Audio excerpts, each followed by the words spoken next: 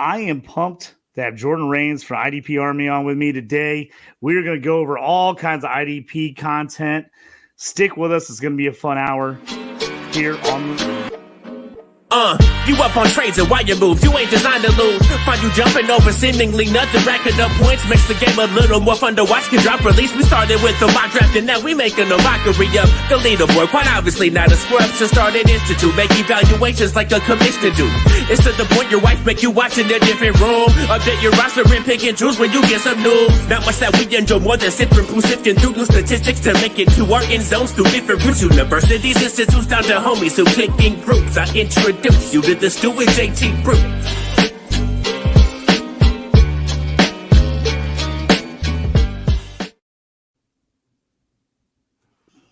Welcome to the Stew with JT Brew. I'm Justin Taylor, your host, along with Jordan Rains for the IDP Army. I want to give a quick shout out to my guy Chase Baby for the intro song.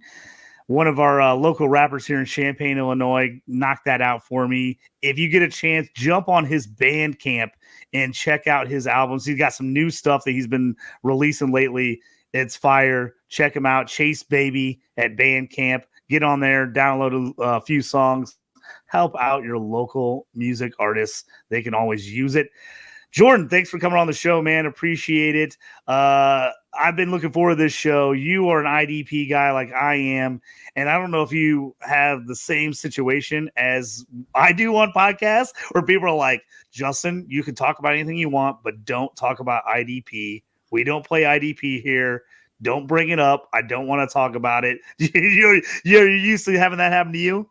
It does sometimes. Usually people will bring me on to talk about IDP. I'll talk about either. You know, I think it's the whole game of football to me, but I like talking about IDP and I feel kind of, you know, you probably feel the same way. You feel almost it's necessary to at least give it a few seconds of runtime anytime you get it a chance, because so many people go out of their way, even before shows start, like you said, to kind of marginalize it off to the side. Like, yeah, we're not going to talk about that. I'm like, well, maybe you won't, maybe you don't, but that doesn't mean people don't want to hear about it. So, but yeah, I love the whole game of fantasy football, but I love defense because I think it gives people, especially in Dynasty, like a really big edge, you know, and it makes the game more fun. So, yeah, I'm happy to be on here with you. Thanks for having me. Thanks for bringing me on to spend some time talking about IDP.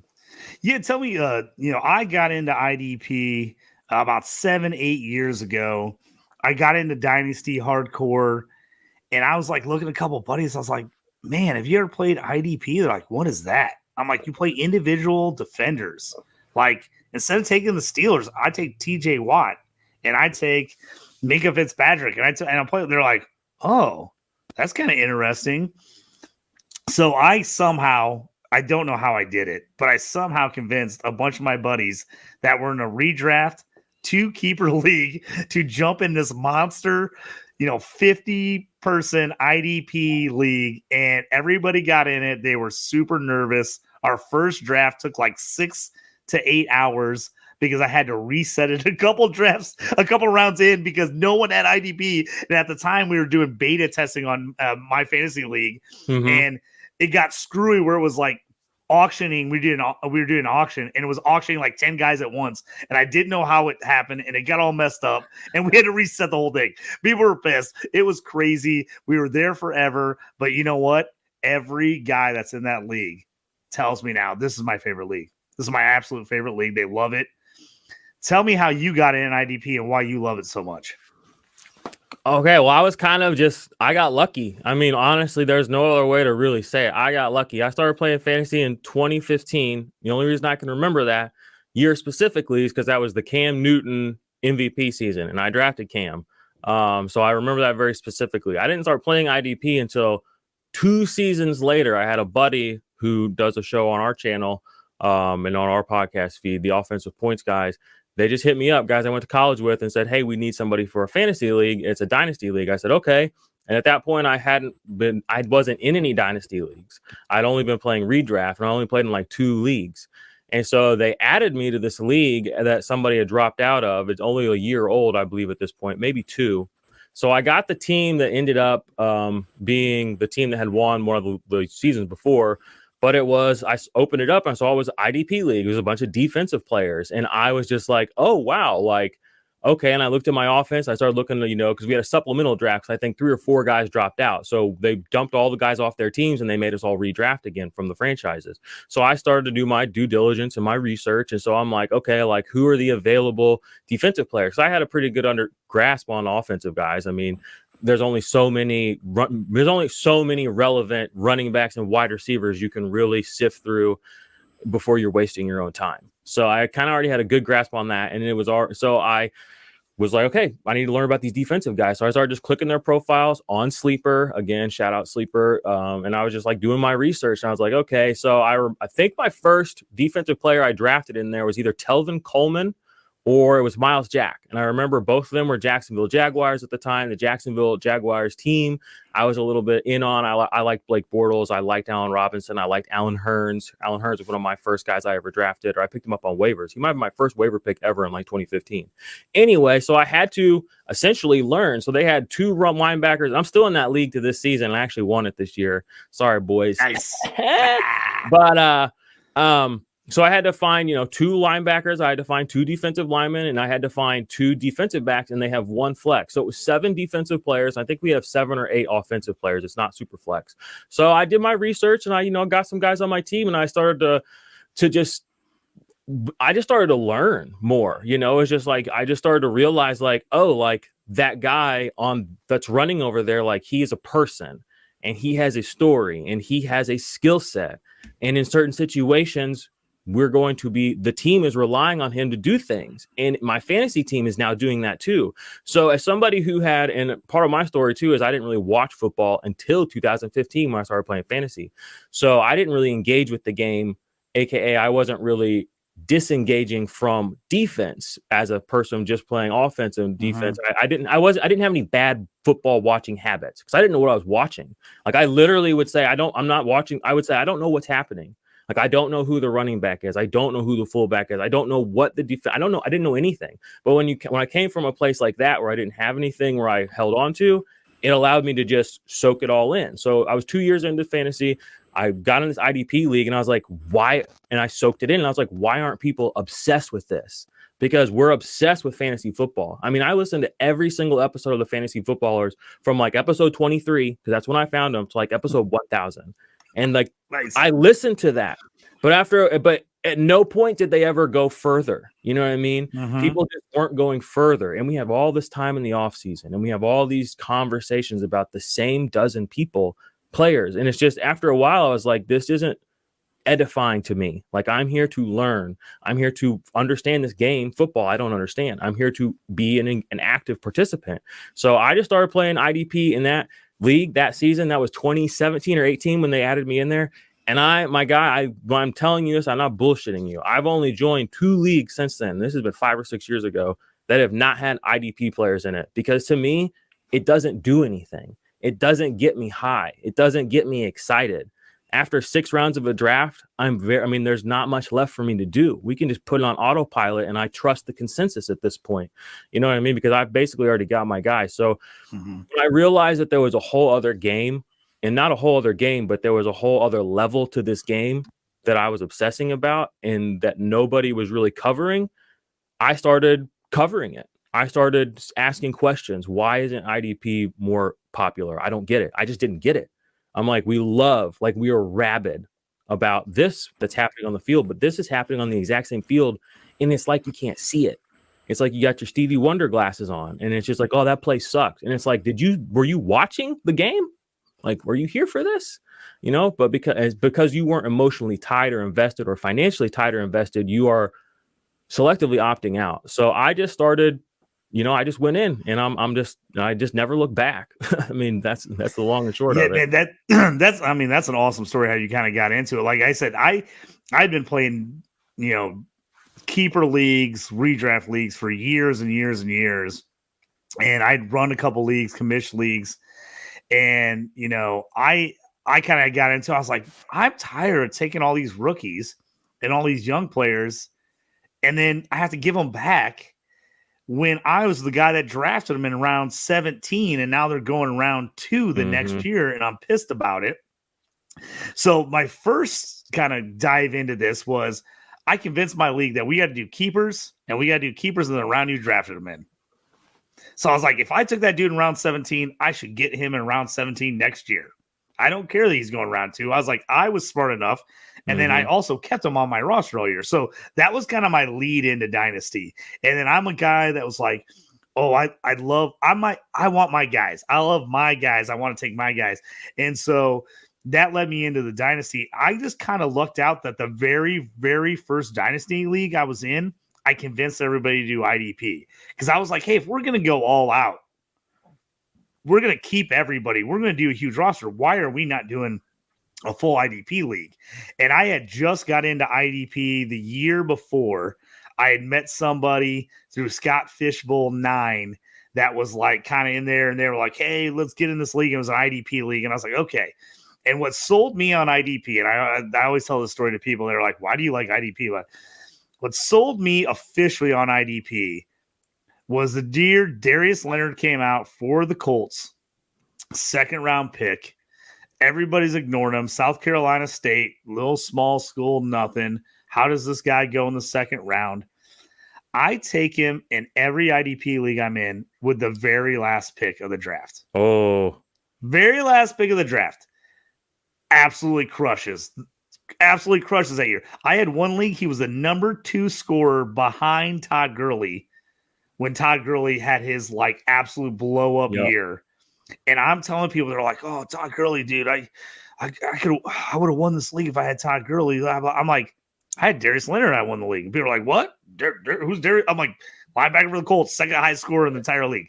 Yeah, he absolutely crushed. And I got him with the last pick of the draft.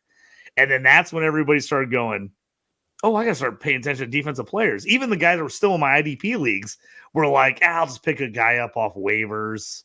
It's not a big deal. No one wanted to draft defensive guys. I was the only guy drafting defensive players in our rookie draft. And everybody's like, oh, I got to start like getting on this. And then that's when I was sold. I was like, man, if you do a little research, you go off the beaten path a bit, you can win with a totally different strategy.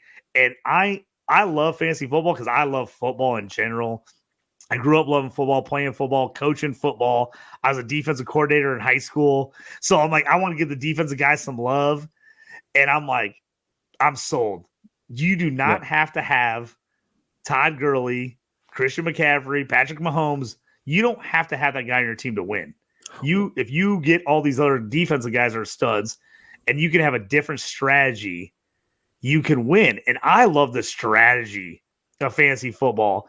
And like we were talking a little bit before the show, that's what I love. And then that what you love, I mean, the strategy of doing it, not going, hey, well, I just got to pick this guy because he's the 8th rated guy. And so I got pick 8. And so I got to take him. Yep. Like you said there, I love what you said about you don't have to build your team around the 3 top offensive players. Like you didn't get Todd Gurley. Okay, but you got a player later in the draft who was able to negate those points from Todd Gurley the week that you played against him. You know, most of the people in your league didn't get Todd Gurley, and most of the people in your league are not going to get the players that do really, really well. Nobody's going to get all of them. But when you have more players available to you on both sides of the ball, you're able, like you said, to build a roster that can compete with the other team's roster. Maybe I don't have, and my first experience was probably, I think it was my first or second year. And it was like during the Antonio Brown hot streak, which I'm a Steelers fan, but I hate Antonio Brown, and I have no problem saying that. He's a douche. I am the same way. I love the player Antonio Brown, but yes, he's a douche. Kills me now. Yeah. But that year I had Martavis Bryant. I think I drafted him 7th, 8th, 9th round, whatever. And I'll never forget this. The guy I was playing, it was like my first league, and he was talking all this shit about how Antonio Brown was going to toast me and blah, blah, blah, blah, blah. And I've been watching the Steelers. I've been watching Martavis Bryant. I was like, he puts up basically as many fantasy points as him. So he had Antonio Brown, his wide receiver 1 spot. And I'll never forget this because, again, this is those early fantasy days. And I had Martavis down the flex. And I was like, fuck that shit. So I'm sorry. I hope I can swear on this. But I moved Martavis up into my wide receiver 1 spot just so we could see the points head to head when the week was over. Martavis Bryant outscored Antonio Brown that week. And I just remember the feeling of like this game is more than what these guys that are playing it think it is. Like they think they won because they had Antonio Brown. Antonio Brown is just a vehicle to get you some points, my guy. And the guy I had, who you think, and maybe he was not as good as Antonio Brown, relative goodness is irrelevant in fantasy. All that matters is how many yards, catches, touchdowns he had that week. And when I went head to head that week, I won with a guy who was less than somebody else's guy. And so that, like you said, right there made me realize, like, okay, like there are exploitable edges in this game because so many people are just playing it in a different mindset. You know, they don't, I don't think, sometimes I think people forget, like the goal is to win. You know what I mean? Like it's not to have a good looking team. It's not to, you know, chase a dopamine hit necessarily, kind of is, but it's to win, you know? And and I just remember that so vividly and just being like, okay, like in this game that so many people do and love, there's still so many people that don't fundamentally get what's kind of happening here and are just sort of locked into these takes or ideas or concepts of what is right or what is wrong. And if I can, and I'm fine being a fool, you know, if that's what the world needs for a moment. But if my foolishness, you know, means that I'm wise down the road, you know what I mean? I'm willing to take that hit now. And it's served me well in the fantasy football arena. And I was made a fool by, you know, adopting some of the more prominent strategies, you know, and I learned, okay, it's better to be a little bit ahead of the curve, even if it doesn't garner you the respect that you think that you deserve. Those titles do all the talking for me. Well, and you may bring a good point. I'm going to bring up a slight story that kind of goes along with that. I don't know if you ever played in a Yahoo league. I nothing against Yahoo, but I've never been a huge Yahoo league fan. But I was in a league, Yahoo league, and you know, these always do the grades after the draft.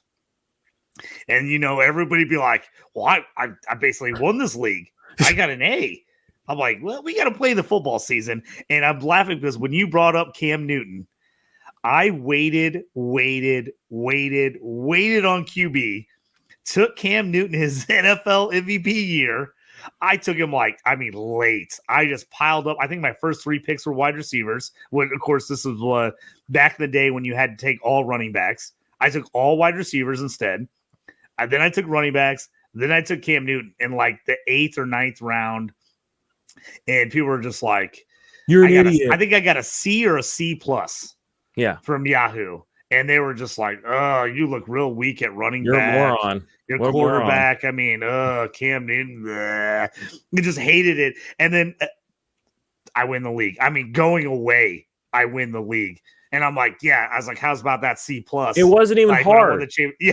And it wasn't even hard. That's the thing too. It's like fantasy football is getting easier as more and more the echoes reverberate deeper and deeper into the proverbial, I guess, atmosphere of the culture. It's crazy. You know what I mean? Like now people got burned so bad on Lamar that now even when he's trending down, they can't stop drafting him in the 3rd round. Part of the reason he helped people win back in the day when he actually did that was because you got him in the 8th, 9th, 10th, 11th round. And on top of that, he had the best season of his career. So now you're going to draft him 7, 8, 9 rounds sooner. And he's already got his best days in the rearview mirror. That doesn't make sense. Okay. It doesn't make sense.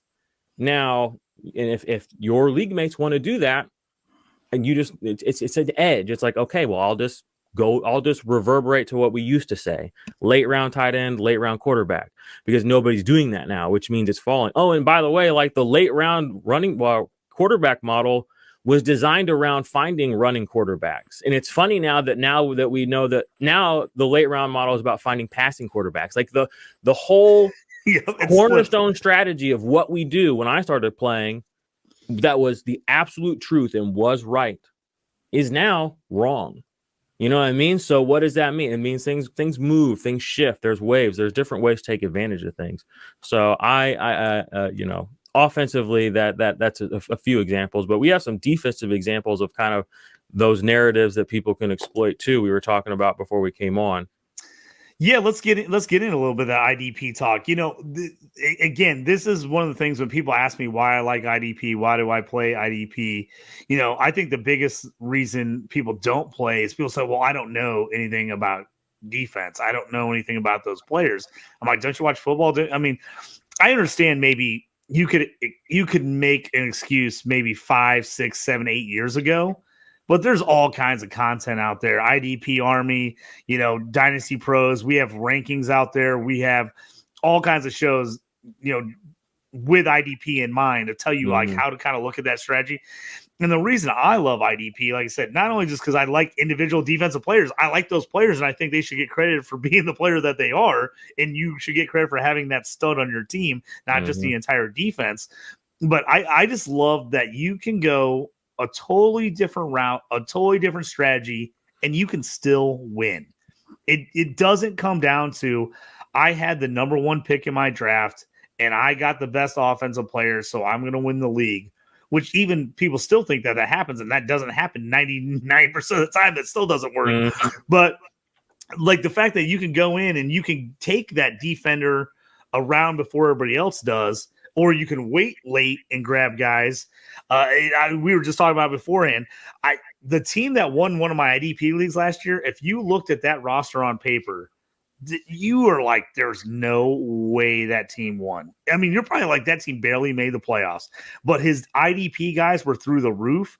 And the guy that had the best record that lost had an incredible offense, but not a very good defense. And it came down to the playoffs, and his defensive guys didn't score anything, and the other guy's defensive guys went off, and he won the league. And that's why I love IDP. It just blows out conventional strategy, just blows it out of the water, and gives all kinds of different builds and option. And I love that facet of it. Yeah. It's like, I always compare it to like chess or, poker. It's like playing chess with, without IDP. It's like you put a line down the middle of the board and you just scrape away half of the players. It doesn't make any sense. It's like playing poker with only, the hearts and the spades. It's like, sure, we can still have, 2 pairs, like that can happen, but like nobody, like that's it. Like that's it. Nobody can trump that. But when you add more options, you give more outs, you have more draws, more plays.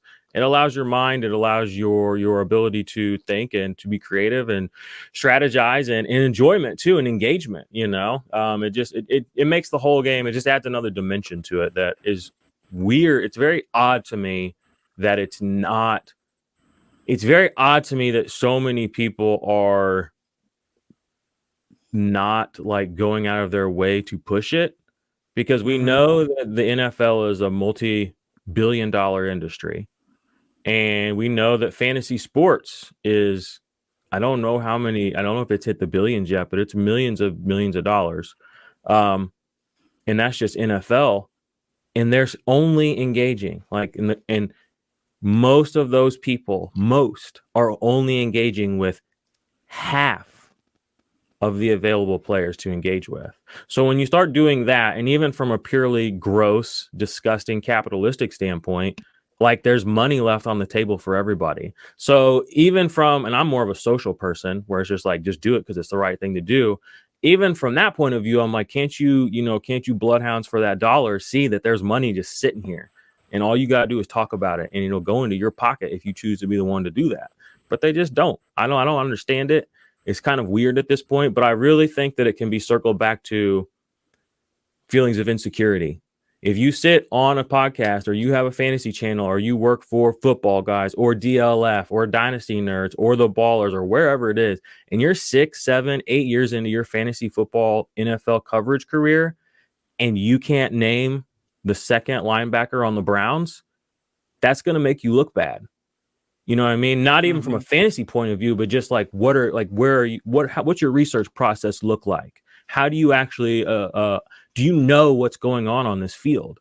And it would put a lot of people at jeopardy to lose credibility. And that's honestly why I think a lot of people marginalize it, because there's no pressure to engage it. And there's no one's challenging them to really bring it forward. They can continue to not do it, not learn, not engage.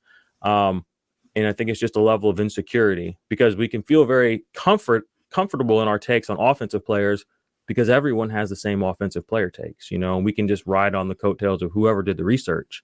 There's not a lot of research happening on defense. So there's a lot more work to be done, and you got to put yourself on the line. And there's not many people putting themselves on the line. So if it goes bad, There's no one to look at but you. And if it goes good, not many people are going to be out here cheering for you because, again, there's just not many people doing it. So it's just a very strange sort of phenomena within the fantasy sports and NFL subculture and media conglomerate to me. Yeah, I mean, I think you make really good points there because I feel like that every time I talk IDP with someone who's in a lot of leagues, who played forever, that seems to be the take without saying that's the take. They just wanted, they don't want to admit they just don't know anything about defense and they don't want to have to pay attention to it. And so then that's their script. Like, well, time out. I hate to interrupt you, but look, just go back. Anybody watching this, go back to the last 4 or 5 years. Aaron Donald. Why is his name constantly brought up by everybody? Because it's a safe oasis in the darkness of defense that they don't understand, that they can latch onto and say, here are some pressures, and it came from PFF, therefore I am credible. And just look at it. It's like they've disengaged from everything else, and they've held on to that. I think it's actually funny that he's kind of phasing out of the league because I'm curious to see. It's forcing people to realize like nobody's really actually engaging in defense.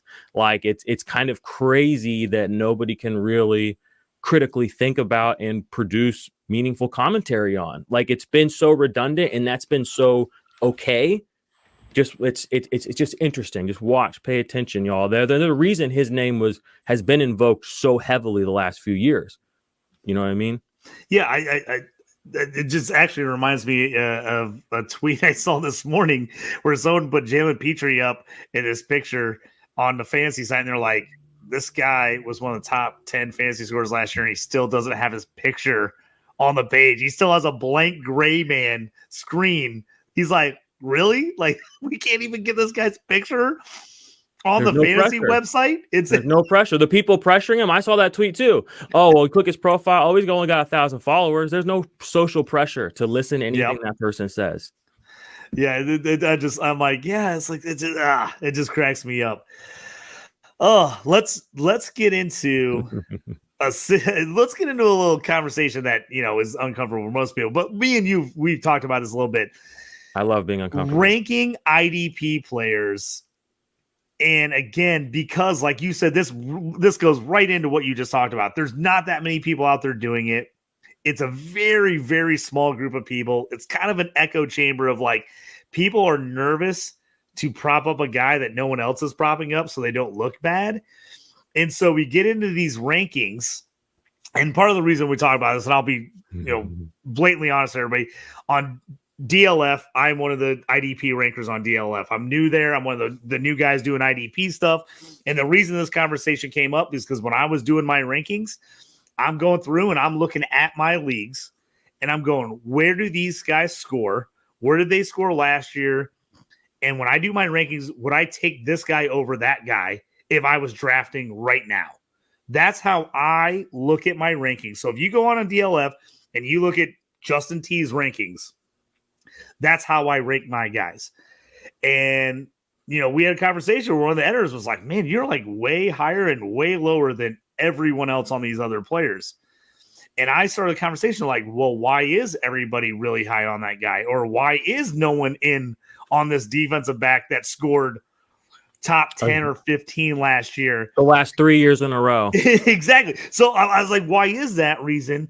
And I think, me and you, I'll let you kind of say your other thing. But, there's been a tendency where like you have to take defensive end, linebacker scores points, but because it scores points, it's not quite worth as much. And defensive backs are interchangeable, and you have to go get a defensive tackle regardless of how much the defensive tackles are actually scoring. You have to have an elite one. Tell me why because me and you, I think, are on the same page on this. Tell me why you do not agree with that strategy or those rankings at all. The reality is I don't trust the 90% of the guys that do what you and I do, talk about IDP. I mean, that's just a flat out truth because I do my own research and my own rankings and my own studies, and look at the data, and I'll find things that blatantly contradict what these guys say, and I'll present it to them in an argument, and they just don't listen. They don't care because they've never really been challenged to produce anything but proof that what they're kind of saying is true. I don't understand it at all. It's psychological. You know what I mean? It's not based or rooted in any real reality on the numbers that we have. We have so many years of data to kind of like show that some of these concepts are antiquated and they don't really work. And I'm gonna give you a perfect example, similar to yours. Like I used to work at Dynasty Nerds, and this is a real thing that happened. I don't work there anymore, and this is part of the reason I left. I think I had Jonathan Abram ranked as like defensive back like 25 in Dynasty, and all the other guys there had him in their top 6 or 7, and I got in trouble because he wasn't high enough, and I was messing up their little Dynasty GM or whatever they were doing, and I was like. And they told me you need to move him higher up. And I said, no, those guys need to critically think and move him down. And I was just like, I'm not doing that. Like, I don't care that all these guys say that he's better than he is. I don't trust them. You know what I mean? Like, if that's where they landed, it looks like they landed there based on listening to each other and not doing any research. And the more and more I looked into the fantasy community, I saw that, or IDP community, I saw that happening with players like Abram. Saw that happening with players like Aaron Donald, where people were drafting him. I was in a league with Sigmund Bloom 3 or 4 years ago, but some other IDP people that were experts. And he took Aaron Donald in the first round of a both-sided draft. And I was like, that is fundamentally stupid. Like, it's not, I mean, that's wrong. And Aaron Donald had a terrible year. His team didn't do good. But like in the chat, the guys were like, oh, what's a crazy good idea? Oh, trying to be different. Oh, blah, blah, justifying it. And I was like, it's like the tale of the emperor's new clothes. I was like, no, that was a bad pick. And the fact that that somebody in a place of authority is going to do that, and then we're going to admonish that, is not good. Like, why can't we just say that? And it's just tough, whenever you're the only person that will call a spade a spade. But I'm going to keep calling a spade, and because I want people to play IDP fantasy, because what happens when things like that happen is people do play IDP and they do these things they see these guys doing, and they lose and they don't have fun. They draft all these late round, super late round sleeper guys that don't do shit. They're players they've never heard of. Draft TJ Watt, get the extra 0.1 point per snap. It's worth it. You know what I mean? It is. It just is. And it's just wild that the amount of research and the amount of poorly presented, poorly researched content on the defensive side of the ball in places of authority within the fantasy community is just accepted. So that's why I moved away. I stepped outside of the fantasy football industrial media complex. And I said, I'm going to make my own podcast. I'm going to do my own YouTube channel, and I'm going to help people win. And that's what I've been doing. And a lot of people we beat are the people that be paying $50, $60, $70, $80 a year to get dog shit. Yeah, I feel like IDP right now, and this is why I think people don't trust it and don't want to get in it, because it's a lot of name recognition. Like you're saying, it's a lot of name recognition, like an Aaron Donald, where, yes, he's a great player. He's had some awesome years. If your league plays defensive tackles, he's going to give you advantage at defensive tackle, but not a big enough advantage to take him first round, And so, and I think, sometimes I go back and I look at these rankings and I'm like, why is this guy ranked, top 10? Why is he top 15? And you look at his stats, you're like, has he ever finished top 15? Has he ever finished top 20? And you're like, he actually has it, but people like his name. And he gets talked about on ESPN. Go look at Fred Warner, y'all. Go look at Fred Warner, y'all. That dude never had a top 12 season in his life in fantasy football, ever. He's been in the league, 6, 7 years? And I bet you every person not named me, and probably you, got him in their top 12 in Dynasty. And I might have floated him up to 12 in the offseason this year, just when I was a little unsure of some guys. But if you do the research, which I've done, I've got tweets up on it too. He's never finished as a top 12 player, but he's been consistently ranked by people who claim to know what they're doing in the top 12. So again, as somebody, a consumer that comes in and you draft Aaron Donald early because everybody loves him, and you draft Fred Warner early, and then you get guys that are DL2s and linebacker 2s, and you were told they were 1s, that's not gonna, you can't process that. You can't strategize around that. You've just been given poor information, presented poorly. You feel stupid. You don't feel equipped to win or engage, so you leave. And it's just a poor stewardship of the format, honestly, recently. But like you said, it's just, you can win. Do your research, and you see these things, and you're like, oh, all right, bet. Yeah, and I just looked at my rankings to see where I had Warner. I got him at 18 right now, and it took me. I actually just moved him in the top 20 recently, and I was like, yeah, I felt like that was like a little high. Now, do I like him as a player? Do I think he's good? Yes, but fantasy purpose, again, that's why I think the issue is like people don't trust the rankings because they're like, do you like that guy, or like where's his fantasy production been, and are you going to take that guy over this guy? And that's why I look at it, I think, maybe differently than some other people will rank. I'm trying to rank a guy like, am I going to draft that guy over this guy? And if I am, then why is he behind him in the lineup? Why is he, and I think, we've talked about this. Sometimes it takes a little while for fantasy and other areas to get caught up. Sometimes people are a couple years behind on how they're ranking or playing. And now there's a lot more data out there and you're seeing a lot more things. So people are getting caught up. I feel like we're in that IDP vacuum of where we're still thinking about guys 3 years ago. And when he put up that 16 sack season in 2019, 2020, and we're still ranking guys on that, as opposed to going, well, he's been hurt for 2 straight years. He hasn't put up a double-digit sack season in 4 seasons. Why is that guy still top 30? Yeah. So I think, and then it's psychological. And then, like you said, and then you're like, yeah, it is. It's like that, and then you go, well, now people don't trust your rankings because you're like, well, that guy sucked. You told me to take him, and then again, and if I'm getting these rankings that are bad, and now I don't trust from the moral or authority within the fantasy space, whatever shield you may be representing or ranking for, whoever this person is that puts out this trash. Then you just look at IDP in general and say, oh, that they don't have their shit figured out. And they're right. It is unfortunate that so many people just choose to just continue to be okay with the status quo not being okay. So what do you do? It's like, so we obviously, as we're talking here, we obviously have some work to do on the IDP side of things. And that's why me and you keep pushing it so hard.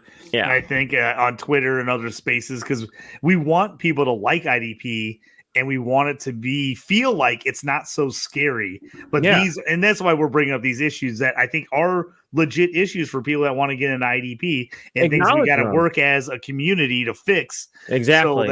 So that it feels, easier for people to get into and a little bit more friendly on that side of things, which I think is key. But again, it's fantasy football and you never know what guy's going to get hurt. Guys have good seasons. They have bad seasons. For some reason, it's allowed in offense, but it's not allowed on the defensive side. And it reminds me, I'll give a little analogy, and this might be a little off for some people, but I own restaurants and bars, and I always give the analogy that you'll go to McDonald's 10 times, and they'll mess up your order 9 out of 10 times. And you know what? You complain about it, but you still go back to McDonald's in the morning. You go to a local owned restaurant, and they mess up your order 1 time out of the 2 times you go there, you never go again. And I feel like that's how it is with offense and IDP. You'll keep going back to that same guy on offense, even though he's got hurt or he had a bad year, but everybody keeps saying he's good. I'm going to keep doing it. You get laid out by a guy on IDP, a Shaq Leonard who gets hurt, and you're like, oh, I'm totally out on him. He missed a year. It's done. I'm done with it. And I feel like that's where we're at IDP. It's like people just want to banish guys if they have 1 bad season, or maybe they just don't put up the total points that they did the year before, and people are just totally out on them. Like, I'm never doing that again. Oh, I knew I hated IDP. But the same thing will happen in a redraft league, and they're still playing redraft every season without a doubt. They're like, oh, I don't understand IDP. And I'm like, you don't understand offense. I play fantasy football with you. You know what I mean? I played with you before. You're still trying. Like, what does that mean? You're not even good at what you say you're good at. You might be a prodigy at defense. We'll never know. Like you've never won our redraft league, but you're scared to get in the IDP league. It's like Yeah. It's the information they feel. And again, because there's so much information, they feel ready and they feel equipped. And because all the information echoes itself on offense. And I mean, offense has the same problems defense has, honestly. I mean, the problem, the reality is that you can sift through it a little bit more. And there's more people. There are some people that do combat it, but defensive side of the ball, it's in a tough spot. I always just tell people, one, just engage with me, us, just ask. And when you ask for IDP and fantasy advice, just like pressure people. Say, I want to know what your actual opinion is. Like, I don't want to hear any, well, this maybe that, or I hate it when guys like just kind of tell me what I already know. When I ask, I'm like, no, I get all that. What would you do? Like, I want your opinion because that's the X factor. I have all the information you have. You know what I mean? Like, that's nothing special. I want to know now that it's filtered through your brain and your perspective, where would you land? Because that's not always going to be the same place for everybody. And it shouldn't, in my opinion. Yeah. And I think, once you start breaking down IDP and you look at it like you would doing an offensive dynasty league, I think you see a lot of the same parallels. They're just at different positions. Yep. So it's like you look at the aging linebacker. It reminds me of the old bell cow running back. So you get those running backs that are 27, 28. Everybody in Dynasty's out on them because they're like, oh, how many years they have left? This is where they fall off a cliff. And you get the same thing on defense. So you're going like, oh, well, okay, how many years do I got left of CJ Mosley? How many years left is, Wagner going to be a stud? Demario Davis. And you look at those things, and I think it just comes down to value. You're like, okay, so I want the guy. He's still putting up points. The guys, they're not dead. But it's like, you're like, oh, do I want to draft them really early in a startup because they are 31 or 32? Probably not. But can I get him like mid to late rounds and that guy win my league for me? Absolutely. And I think it's the same thing. You just got to make the parallels. Can I get that running back? Can I get a James Conner in the 8th or 10th round because people are out on the Cardinals and they think he's kind of getting old is he a guy that ends up winning your league for you? Possibly, because you got him at great value late. And I think that's how IDP can work in a lot of situations because it's the same thing. Everybody wants a young new rookie. Everybody wants Micah Parsons. Did Michael Parsons finish top 30 last year? Depending on your league, he wasn't that high. I'm looking at one of my leagues right now. He finished 28th. He finished 0.1 point behind Cody Barton. And I can guarantee you a lot of people didn't have Cody Barton, aren't high on Cody Barton this year. Yeah. I saw somebody drop him in a league, and I'm like, you just dropped Cody Barton? What are you doing? Because the name brand isn't attached to him. You're right, but the points are still there. And so, again, do I want Cody Barton in the, 18th or 19th or 20th round of a startup as opposed to taking Micah Parsons in the 5th or 6th? It just depends on your strategy. I mean, it's not that I hate Micah Parsons. I think he's a really talented football player. But again, it comes down to fantasy. You're trying to win. Again, it's like taking a QB on a bad team. Is he winning real life games? Maybe doesn't not. Matter. Is he winning you fantasy leagues? Because he's throwing the ball all over the place? Exactly. Yes. There's another thing that happens in IDP, which is weird too, in fantasy in general, is like people talk about how good a player is as if it means anything at all for fantasy. Irrelevant. Doesn't mean anything. You don't get any points for a double win pass rush grade. You don't get any points for being better than anybody. You get points for producing plays on the NFL field. How do you do that? By playing snaps. It's a numbers game, okay? So it's like when we're drafting, it's funny to me, like you draft a DL1. The next player that you draft at DL is probably going to be in a DL2, DL3 range. Like you just have to remember, like you're building a team. So get a strong 1, get a strong 2, maybe somebody with upside for your 3.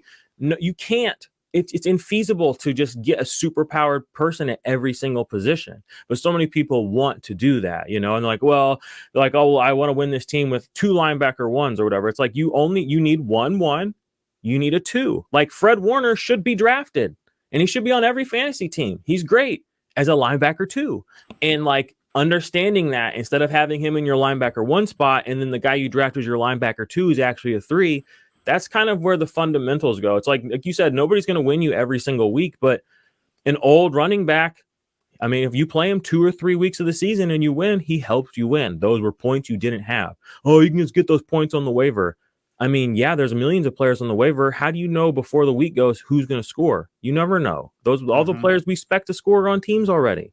You know what I mean? So it's like it does matter building your defensive team. That's why I'm actually, one of my big things is I hear a lot of guys say they punt defense, and I think that's the worst thing you can do, because what ends up happening is what the good players that get taken by sharps, then the names that are also good players, they're gone. So now here you are, unaware, you haven't done your research, and now you're trying to snipe, who's going to maybe be a 1 or a 2, and the 1s and 2s are gone, and you're completely incapable. But Joe Blow down the street said, well, I'll just stream every position and I'll just punt defense. I can get a lot. I'll just draft Cody Barton late.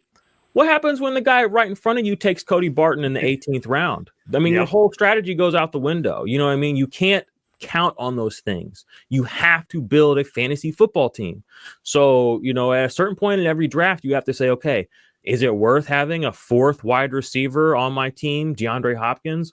Or maybe should I add a linebacker 1 at this point? A guy who's going to be in my lineup, hopefully 16 weeks of the season, and hopefully put up meaningful production. Or am I going to take a fancy name, Odell Beckham Jr., and as a guy who I might flex 4 times in the season, and he'll probably let me down 2 of them. You know what I mean? It's just like you're still drafting a fantasy team. Like guys on your bench, doesn't matter how big their name is, doesn't matter how good they are, they don't help you win. Quincy Williams is the guy I always point to for this. Like, nobody ever talks about Quincy Williams on defense. He's a linebacker for the Jets. Dude's an IDP powerhouse, a defensive linebacker IDP powerhouse. He doesn't play every single week. So, I think he's played 13 games of the last 3 or 4 seasons. So his end of season numbers are always in that linebacker 2-3 range. Go look where everybody's got him ranked. Linebacker 2-3 range. You go to his points per game, points per snap. I mean, he's up there. I mean, he might be a top 3 points per snap linebacker in the NFL right now. But because of extenuating circumstances and end of season data regurgitation, he will fall. So if you know how to identify that, you can go get it. But if you're not ready to do that, just take CJ Mosley. Just do what you know, get your linebacker 1. After you get your wide receiver 2, maybe start building out your team, and there's nothing wrong with that. And that's what I always just tell people. It's like, don't punt defense. When I see guys say that, I always go out of my way to be like, that is a bad. Assuming that you're in a well-formatted IDP league, that is a terrible thing to do, because half of your team is going to be shit. Like, how can you justify having half of a team be shit? Well, this is anybody looking to start an IDP league. I'll jump on that point. My first IDP league that I started and commissioned myself, I had the IDP scoring way too low, and there was certain teams that felt like that was a viable option. I'll just waiver wire every week. I'll have just the minimum amount of guys I have to have on my roster, and I'll just pick up guys every week. And I was like, well, this isn't what we're going for. Defense should matter. If we're playing the guys, they should matter. And so I had to make an executive decision. I said, we're changing the scoring. We're upping the defensive scoring, because these guys should matter. They shouldn't be, it's this guy is, what is he, 1 point different than that guy? So I'm like, I'll just go to the waiver every week. And we made that change, and it's been quite a few years since we made that change. And I've seen the teams that keep winning have adjusted to that strategy, going, oh, I need to start drafting rookies in like the 3rd or 4th round of our rookie draft, as opposed to not drafting any and just getting guys on the waiver in the offseason. And those teams are winning. And the teams that haven't adapted, that were the waiver wire teams, they're like, well, I don't like the scoring. This is why do we do this? Defense counts too much. I'm like, we're in an IDP league. They should count. Like, what are you talking about? If it doesn't count, my team sucks. I'll translate. Yeah, my team sucks. I've ignored defense for 4 straight years, and now I'm mad that defense counts and I can't win because my defense sucks. So it's like, but perfect. Exactly. Also, to piggyback on what you said, is I co-own a lot of teams with like friends and people. I'm in so many leagues. I like having a co-owner. I just like the interaction of like talking about our strategy. But I'll have to remind them. I'm like, hey, that like 4th wide receiver on our team, that's a basically a flex. Why are we not going DN or linebacker before that guy? Like that, this guy we're going to play every week. That guy is a flex play for us, and he's the last offensive starter we're probably starting. So if he scores 10 points, we'll be happy with it because he's our last guy. We need this defensive player that's going to score 15, 18, have a shot to have huge weeks and score 25, 30 and win us a week. And it's like getting that mindset out to people is hard. It's hard. It's hard to go, well, that linebacker 2 is way more important than my wide receiver 4. And it's so tough because we're not even just telling this to people. What we're saying is going to contradict things that whoever's listening to this, have probably heard from people at places like DFF or PFF, at, Football Guys, at DLF, at Dinosaurs. These are things that people that you may have heard. These are direct contradictions to what you may think is right. But just trust us when we say that, that this is what you should probably be trying to adapt to, these sort of, I don't even know what the right word is, these just prefab boxed answers. If you go back and look at some of these fantasy IDP analysts, they've been saying the exact same stuff for like 7, 8, 9 years. Like fantasy football now, today, is not what it was 5 years ago. The game adjusts. In DFS, in redraft, anywhere. The only thing that remains unchanged in fantasy football is the ballers. Love them to death. They're the only constant because the game is moving. The game is swirling. The game is expanding.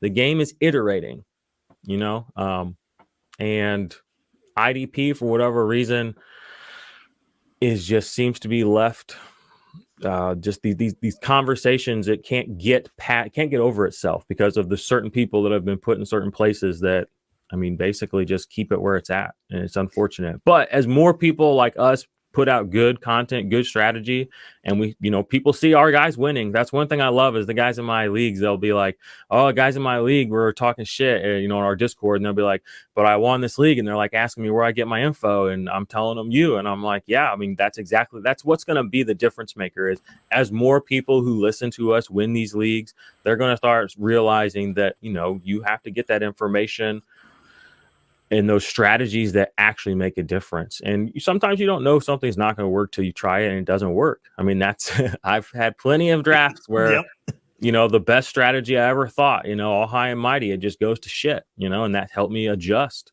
I don't keep saying that strategy works now, I agree with you. And you got to be able to adjust. You got to be able to try some different things sometimes. Sometimes you got to try to be ahead of the curve. And sometimes when you're ahead of the curve, it blows up in your face sometimes. But you got to be, that one didn't work. And tell me, like, my bad. I thought I tried it. I looked at it. I thought it was going to work. It didn't work. Something else I want to talk to as we're getting late in the show here. I just want to bring up for those IDP people, what do you think? MLF finally went in and adjusted defensive positions. People been, some of the old school guys in IDP have really pushed, as the league has changed and so many more teams as an old school Steelers guy like you are, like I am, where you have that 3-4 defense where your outside linebacker is basically a rush end in a lot of circumstances. They've gone in and made some adjustments to that where a guy like TJ Watt used to be a linebacker is now considered a defensive end in that format. I just kind of want to get – I've really pushed for this edge. I've jumped on board because I'm like, hey, an outside linebacker and a 3-4 and a defensive end and a 4-3 is basically the same guy. So they should be playing the same position. I love that they finally have made a move to this. I was actually trying to push it in a bunch of my IDP leagues. Like, we should create an edge position for this reason. I had tons of fight back. People did not want to do it in my leagues. And I don't know. I think it was just they weren't sure. They don't even know why. They didn't know why. They're like, oh, I don't understand. But they made that change. What do you think about the change? I'm actually for it. I want to see what you think about the adjustments there. I don't have a real take, honestly. My take is if we want people to play IDP, we have to make it palatable. The most palatable way for an idiot like me to understand defense, again, I didn't understand football. Like you saying, 3-4, stand-up outside linebacker. These are all things I've learned in the last 3-4 years. When I started playing IDP, I was like, there are 3 levels. There's the guys on the line of scrimmage, there's the guys that stand behind them, and there's the guys that stand behind them. And when I started playing on Sleeper, that's how they set it up for me. They said, here are the defensive backs, so the furthest away. Here are the linebackers, they're in the middle. Here are the defensive line players. And Sleeper is kind enough to split the positions. Defensive line, they'll put outside linebackers on the defensive line. That makes sense. That's what I like. That's what I default to. The problems and issues that seem to have been plaguing, and it's not even problems or issues. It's just the I don't even know what the right word is. The hesitancy of MFL to make a stand, like to actually say, I have no interest in making fantasy football as closely related to football on the field. That's a fun thing to say. Let's set up a little nonprofit organization. Let's do a little whatever. We can do that. But if we want fantasy football to continue to grow, we have to create a product that the people want and that the people like. You know what I mean? And it's taken years for them to finally make this edge thing happen, but it's been being pushed and talked about for years. So it's just slow going for me. And the reality is I have played in one league on MFL, and that's because my homie Gary Davenport, who is the dude who runs all that stuff over there, invited me to it. I don't like MFL. I don't have like real qualms with them, but it's like I don't play fantasy football on my laptop. Okay. Like I don't do that. I don't interface, and I don't care how customizable it is. I don't care. I want to play in a structured fantasy football league that makes sense. You know what I mean? I have no interest in all this other stuff that seems to be whatever the whole subculture of MFL is. And that's just is what it is. If you want to play there and you want to do that shit, that's fine. But that's not what I do, and that's not really what I make content about, and that's not the people that I serve. And I've kind of made that kind of my overall, just like what I say when this conversation comes up, is like, I don't give a shit. You know, I see these guys on Twitter having these impassioned conversations about stand-up linebacker, 3-4 this, outside that, look at this PFF alignment. But I don't care. I do not care at all. I play on Sleeper because I'm a pleb, I guess, where we have a guy on the line, we have a guy back here, and we have a guy on the other side of him. It's like a sandwich, all right? And guess what? The best part of the sandwich is the middle part. Oh, wow, an easy analogy. Linebackers, draft them, they'll save your team. You know what I mean? It's like, it's just, why do we have to make it so complicated? And I understand some people want to feel self-important and they want to feel smart, and that's great. And if you want to do that over there on MFL, I encourage you to do that. Just stop trying to fucking act like you're better than everybody and stop pissing on everybody's head over here that's trying to bring in the masses, the people who aren't as good as you, you know, people that don't know what we're talking about. And that was the thing too. It would have been very easy for me to be alienated by the IDP community if I wasn't the person I kind of am, because, you know, they're not overly helpful. You know, they aren't overly instructive. It's just kind of like, well, do whatever you want, you know, just have fun.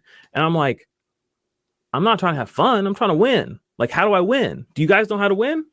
Nobody here knows how to win. Okay, then I guess I got to start doing this. So, well, Gary Davenport, like you brought up, he was the guy that really pushed for this. I actually like it for the fact that I just think it is more user friendly for people trying to get into IDP. Overdue. And that's what I like. I mean, you go to my thing is like when you go to the NFL draft, you're watching the NFL draft, and you're seeing guys listed as edge. Like that's their listing when they're getting drafted. I'm like, we're drafting a position that's called edge, basically. Why is IDP not caught up to that? Why are you not going like, okay, this guy's an edge guy? However you want to designate him in another way. So I love the Sleeper on the other side for anybody who doesn't know or isn't IDP into that stuff. Sleeper's now made it like a D-line / linebacker position where you can play a guy like a TJ Watt or a Joey Bosa. You can play that guy on D-line or linebacker. You know, you can do either, which I like. And like I said, for me, anything that makes it easier for people and makes it where people want to get involved more is great. You know, I'm an old school football coach, so I remember like I'm technical, but a lot of people aren't. And I can remember that a lot of people are like you said, like, I don't give a crap if the guy's in a 3-4 or a 4-3. I don't care. I don't care what that is.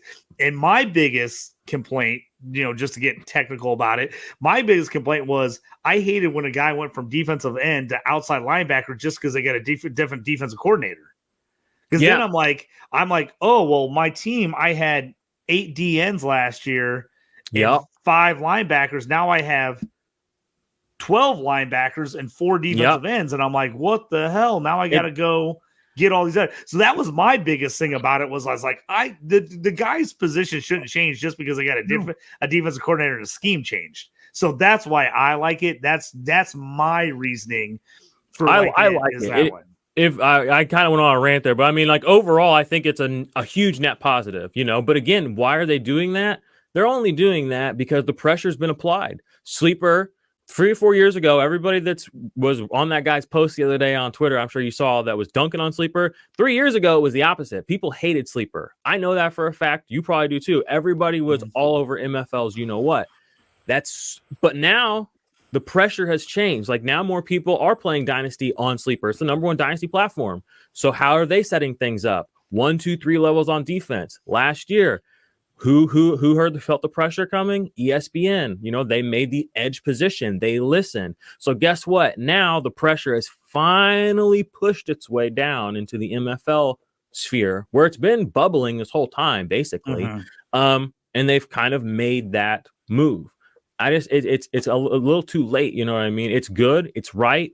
I think the consistency that it's going to give people from MFL, ESPN, and Sleeper is what we want. You know, you shouldn't have if you go onto those on any offensive player, they're the same position, they do the same thing. It's not fair, and it doesn't make sense that that's not true on defense, and it makes it so hard to kind of explain and articulate and create content and strategy around these players that we're talking about in these positions because they're not respected. You know what I mean? Like people, the fact that people be so willy-nilly and feel they can change this and that just tells you that they don't respect the game of IDP itself.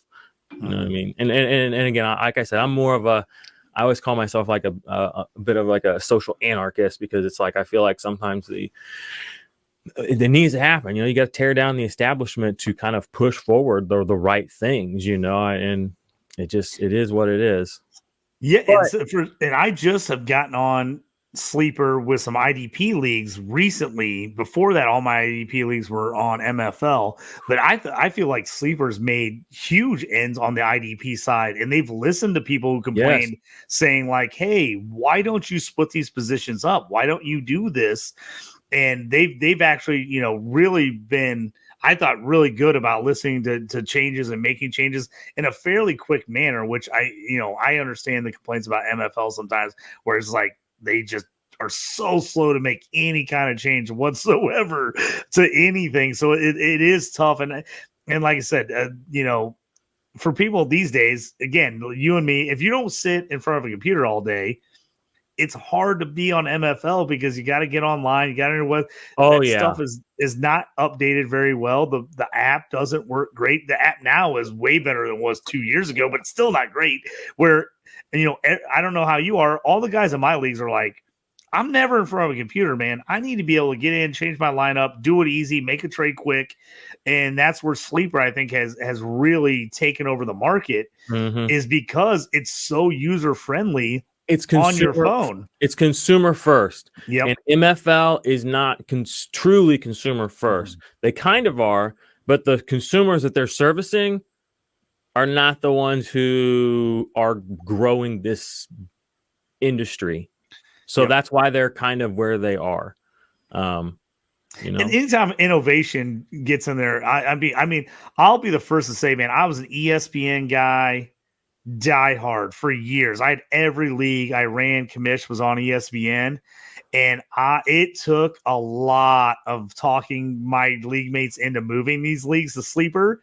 And I'm telling you what, when I moved them, I didn't have one person complain about it. Once we moved, no, they bitched and moaned, but once it got moved, they're like, "Oh, you're right. This is a lot easier. Oh, this is user friendly. Oh, like I'm not getting updates on my phone that are like 5 days old." From ESPN that aren't up to date. And I was like, guys, I was the biggest ESPN stan of all time forever. I mean, anyone knows me. I grew up wanting to be on SportsCenter, wanting to work for ESPN. So, I mean, I was like, oh, ESPN. I'm like, guys, like these are better leagues. They're, you know, they're user friendly. And then in every league I moved, people were like, "You are right. You can mock draft. I can check the scoring easily. I can look at past leagues. I can easily check stuff that Everything. isn't easable." And the biggest thing, if you're a commissioner, this was always my biggest complaint with ESPN. I could not do 98% of the commissioner stuff unless I was on a laptop. Like literally, if I went to the commission button on the app, it would not let me do anything but invite people or delete people. I couldn't do anything else. And I run bars and restaurants. I have a computer out a lot of the time, but I'm like, I'm running around. I need to be like, somebody's like, "Hey, can you like push that trade through?" And I'm like, yeah, let me get my laptop out. Let me turn it on. Let me get to the page, because it won't let me just do it from my phone, which is so annoying. So again, I think the more this stuff comes out and the more it gets out there, and I think sometimes the hard part is for guys like you and me who are in fantasy, we're in this space, we forget about some of the guys who aren't really into it huge. They're only in one league, one home league, or 2 or 3 leagues, and they're not part of this conversation. They don't see this stuff. I mean, yeah, I remember bringing up Sleeper to people thinking like, "Oh, you guys know what Sleeper are?" They're like, "What are you talking about?" yeah, And right. I was like, "Oh, I forgot you guys are like literally in this league. You don't you're literally in this one league. fantasy league." So they're like, "What are you even talking about?" I'm Yeah. like, "Dude, don't You you can on play- Twitter talking about Sleeper and MFL?" They're like, "What are you even talking about?" Yeah. They're like, "I've never played on any league that's not Yahoo or ESPN." NFL. I didn't even know there were other like fantasy sites. Yep. Like, no freaking clue. So again, it's like sometimes I have to bring myself back to earth and be like, "Oh, okay, I'm a little out there compared to most people." We're on the cutting edge of the fantasy platform and playing industry edge, I guess is what you would say. I will try to wrap things up here as I see we're past the hour mark, and I told you we'd try to keep it at an hour. I know we're getting crazy talk here. Give me kind of your final thoughts, IDP, why people should give it a shot, and also let them know kind of where they can find you if you're thinking about IDP, trying to get some resources. Let them know where they can, either look you up on Twitter, where they can find you on YouTube, all that other stuff. Yeah, well, I know after you all sat through an hour of that really great sales pitch to play IDP, you're all probably chomping at the bit to join as many IDP leagues as you can because they sound wonderful. But they really are, okay? We're just frustrated, grumpy old men, I guess you could say. And we're trying to make a change, but it's what you already do. If you play fantasy football, it's literally what you already do, except now instead of actively disengaging from half of the players on the field on every single snap, you're given the opportunity to enjoy them all and engage with them all and draft some of those players and add it to the thing that you're already doing, fantasy football. So, I mean, like that, to me, that's the ultimate sales pitch is if you love fantasy football, there isn't a world where you don't like IDP if you play it properly. So every time I see somebody dog IDP, I'm like, I wish I'd have got here sooner because they probably got stuck in some little tackle only, fantasy pros lineup scoring thing. And they probably played with 2 IDP players and they're probably never going to go back because it was a nightmare. And that sounds like a nightmare, and why is that? Because some people who may or may not remain nameless choose to perpetuate this idea that you can just do whatever you want on defense and just have fun. And that's the ultimate goal is just everybody just do it. No, create structure, teach people how to win, strategize, and research these players, understand what they're seeing, and they're going to have more fun engaging in what they're already doing. And I love helping people get there. So nobody helped me really get here, which kind of sucks, but I'm having a lot of fun helping people get there. So come play IDP, y'all. And you can find us. We're on YouTube. We're on podcast. Just search the IDP Army or Offensive Points or Dynasty Defenders. Any of those 3 keywords, you'll be able to find us. Yeah, I appreciate Jordan. Thanks for coming on, man. It was a great conversation. IDP, like I said, check him out on IDP Army, all that stuff. You can search it up. Also, dynastyprosfootball.com. We've got all kinds of IDP info. Bob, our head guy, Bob Miller, runs an IDP show. You can jump on there and check him out. You can find me on Twitter at JT Orange. I will answer your IDP questions, as I know Jordan will. If you jump on there and ask him anything about that. I play everything, like I tell people all the time. So not just IDP, though I love it. I play in every type of league. So check me out there. Check out any of my IDP articles and rankings on the DLF. And just, I appreciate you coming on, man. I love to have I don't know that many guys that play IDP, so I always love having IDP conversations. Yeah, I think, I would love to come back on and do another show where we dive a little bit more into the quantitative analysis of IDP. We kind of talked about the overall sort of IDP qualitative stuff, like the scene, the culture of it, kind of the nature of the game itself and kind of what's going on over there. But I would love to come back on, if you'll have me, and maybe break down some of the plays, the tackles, the sacks, some of the pass deflections, kind of what teams or what positions to look for certain plays that can maybe give you an edge over other people, etc. Well, I would be happy to come back and do that if you would have me. Absolutely. I think that'd be a great show for people, kind of now that we've kind of set the base for what to look for in IDP, like going through and seeing like kind of the guys we look for, how we pick players. I always talk about scoring, because that's the biggest thing that throws people off in IDP is there's no set scoring system. So a lot of times people are scared by that. But I always talk about there's not really a set scoring and offensive side. I mean, every league I'm in has a different scoring system. Mm-hmm. So just because the scoring's a little different doesn't mean you shouldn't get in there and try it out. And I love the fact that every scoring system's a little bit different. It changes strategy, does all that. But yeah, I'd love to have you back on. We can kind of talk more individual players, those types of things, what we're looking for. I think that'd be great as we get closer to the season, and especially, anybody who's, starting it up, getting in their first IDP, or even if you're in an IDP league, let's look at guys you're trying to trade for, maybe guys you make a move, all that kind of good moves. I love that idea. Yeah, would love to.